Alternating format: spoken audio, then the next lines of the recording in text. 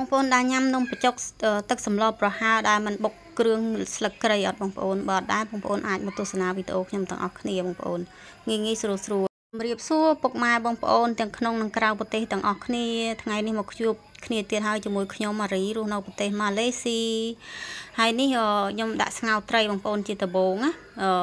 ត្រីខ្ញុំដាក់មួយកណាត់បងប្អូនហើយនេះដាក់គល់មិនគល់ទេដាក់ស្លឹកគ្រៃបងប្អូនស្លឹកគ្រៃយកទៅផ្នែកខាងស្លឹកណាបងប្អូនខ្ញុំដាក់3ចំនួន3ដើមបងប្អូនបើគិតជាដើម3ដើមហើយខ្ញុំញីហើយដាក់ស្ងោរមួយត្រីនឹងទៅហើយនេះទឹកពុះខ្ញុំក៏ដាក់ប្រហុកបងប្អូនហើយពេលស្ងោរត្រីនឹងក៏ដាក់អំបិលខ្លះដែរបងប្អូនហើយនេះខ្ញុំស្ងោរទុកពីងាយបងប្អូនព្រោះខ្ញុំរៀងរវល់កូនអីចឹងទៅក៏ខ្ញុំស្ងោរពីងាយទេត្រីនេះស្ងោរទុកចឹងទៅជ្រុំប្រហុកជ្រុំអីចោលហ្នឹងទៅយើងព្រឹកឡើងបានខ្ញុំបេះសាច់ត្រីហ្នឹងហើយនេះគ្រឿងផ្សំខ្ញុំមានសាច់ត្រីមានខ្ទិះដូងមានខ្ជាយហើយនឹងខ្ទឹមសហើយនឹងម្សៅល្មៀតបងប្អូនបើបងប្អូនមានល្មៀតស្រស់បងប្អូនអាចបុកល្មៀតស្រស់ដាក់ទៅតែខ្ញុំអត់មានល្មៀតស្រស់គឺខ្ញុំដាក់ម្សៅល្មៀតចឹងណាបងប្អូនហើយជាដំបូងគឺខ្ញុំមកបុកខ្ទឹមសសិនបងប្អូន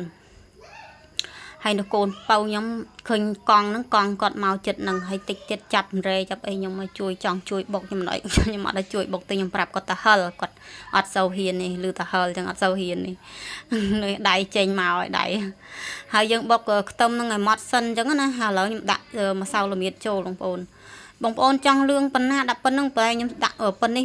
ឃើញពណ៌អញ្ចឹងអត់មានធំក្លិនកពុលល្មៀតកពុលអីអត់ទេបងប្អូនឈ្ងុយណាស់ហើយនេះគឺខ្ជាយបងប្អូនដែលខ្វះមិនបានណាគ្រឿងសំខាន់គឺខ្ជាយនឹងឯងបងប្អូនបើខ្វះខ្ជាយក៏អត់ឆ្ងាញ់ដែរទឹកស្លយើងអត់សូវឈ្ងុយអត់ឆ្ងាញ់ទេព្រោះស្លប្រហើរអញ្ចឹងហើយយើងត្រូវតែមានខ្ជាយនឹងឯងហើយខ្ជាយនេះផងដែរក៏ខ្ញុំឲ្យបានទិញគេទេបងប្អូនខ្ញុំដាំនឹងឯងហើយនេះយើងបុកចូលគ្នាហើយដួសដាក់ចានមកសិនយើងបុកត្រីបងប្អូនខ្ជាយនេះខ្ញុំអត់បានបុកម៉ត់ទេខ្ញុំជួយចិត្តនៅមានកាកខ្ជាយដុំយកមកញ៉ាំអញ្ចឹងណាបងប្អូនបើបងប្អូនជួយចិត្តម៉ត់ក៏បងប្អូនបុកខ្ជាយនឹងឲ្យម៉ត់ទៅតែខ្ញុំអត់ជួយចិត្តម៉ត់ទេខ្ជាយខ្ញុំជួយចិត្តឲ្យមានកាកខ្ជាយអញ្ចឹងដុំខ្ជាយនៅដុំអញ្ចឹងណាបើតែញ៉ាំជាមួយនំបញ្ចុកអញ្ចឹងទៅខ្ញុំជួយចិត្តញ៉ាំប៉ះខ្ជាយទៅឆ្ងាញ់អញ្ចឹងណាហើយនេះបុកត្រីបងប្អូនមកផ្លែតទេបងប្អូនអត់ជូរទេបុកត្រីបុកគ្រឿងអីអស់ហ្នឹងអញ្ចឹងណាហើយយើងបុកត្រីហើយយើងក៏ដួសចេញមកដាក់ជាមួយគ្នាទៅបងប្អូនព្រោះយើងដាក់គោឆាដាក់គោមួយគ្នាអញ្ចឹងណាមិនឆាបងប្អូនយើងដាក់គោជាមួយនឹងខ្ទិះដូងខ្ទិះដើមអញ្ចឹងណាជាដំបូងណា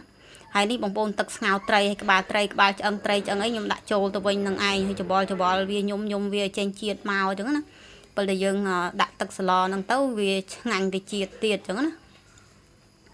ហើយនេះខ្ទិះដូងខ្ញុំដាក់ប្រហែលជា2-3ស្ព្រាបងប្អូនហើយក៏ខ្ញុំដាក់គ្រឿងដែលយើងបុកហ្នឹងណាគ្រឿងខ្ជាយខ្ទឹមសអីហ្នឹងត្រីអីហ្នឹងយើងដាក់ចូលមកកូរជាមួយនឹងខ្ទិះដើមហ្នឹងឯងបងប្អូនហើយយើងកូរឲ្យឈ្ងុយសិនណាកូរឈ្ងុយសិនបាទខ្ញុំដាក់ទឹកដែលស្ងោរត្រីនឹងចូលបងប្អូនកូរដល់ឃើញវាពុះប៉ែតិចតែមិនមែនកូរឲ្យឡើងឈ្ងៀមឡើងរបៀបខ្លោចអីណាបងប្អូនគ្រឿងអញ្ចឹងក្រោះកូរឲ្យឈ្ងុយបែកខ្ទិះណាហើយនេះយើងដាក់ត្រង់ទឹកដែលយើងស្ងោរត្រីនឹងចូលកន្លែងនេះវីដេអូខ្ញុំកាន់ទៅវាពិបាកកាមេរ៉ាដល់ឲ្យឃើញតូចបងប្អូនហើយនេះយើងដាក់ចាក់ទឹកនឹងចូលហើយយើងមើលទៅថាល្មមអត់បាត់ល្មមយើងក៏ថែមទឹកធម្មតាទៀតអញ្ចឹងឲ្យល្មមថាប៉ាន់ស្មានត្រីយើងអីប៉ុណ្ណឹងល្មមនៅអញ្ចឹងខាប់ល្អនៅឥឡូវពុះហើយបងប្អូនយើងភ្លក់មើលរសជាតិទៅពេលដែលយើងខ្វះអីយើងថែមនឹងអញ្ចឹងណាបងប្អូនហើយរៀងស្ទើប្រៃក៏ខ្ញុំថែមអំបិលតិចផងដែរហើយនេះពេលពុះហើយក៏ខ្ញុំដាក់ប្រហិតត្រីនឹងចូលព្រោះកូនខ្ញុំចូលចិត្តក៏ខ្ញុំដាក់ប្រហិតត្រីចូលបងប្អូន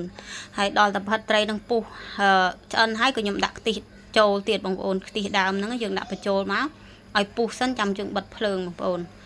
ចឹងហើយគឺជាការស្រេចបងប្អូនខ្ទិះដើមដាក់ទៅមកពុះនឹងបិទភ្លើងបងប្អូនហើយនេះហើយបងប្អូនជាការស្រេចហើយនិយាយពីតួឯកសំខាន់មួយទៀតហ្នឹងគឺទឹកស្ករសណ្តែកដីហ្នឹងបងប្អូនអើយដាក់អាហ្នឹងទៀតជាតិសាហាវហ្មងបងប្អូនឆ្ងាញ់ខ្លាំងតែម្ដងណាហើយពីរបៀបធ្វើទឹកស្ករសណ្តែកដីដាក់ស្រូបញ៉ាំជាមួយនំបញ្ចុកហ្នឹងខ្ញុំនឹងចេញវីដេអូតាមក្រោយបងប្អូន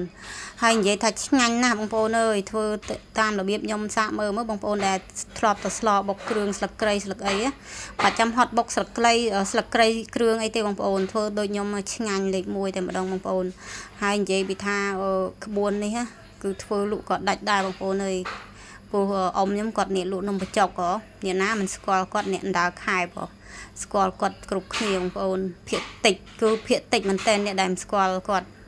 មិនដើរញ៉ាំនំបញ្ចុកគាត់អីចឹងណាព្រោះគាត់នំបញ្ចុកគាត់ឆ្ងាញ់បងប្អូនគាត់ធ្វើឆ្ងាញ់ហើយនេះគឺរូបមន្តពីអ៊ំខ្ញុំនឹងឯងបងប្អូន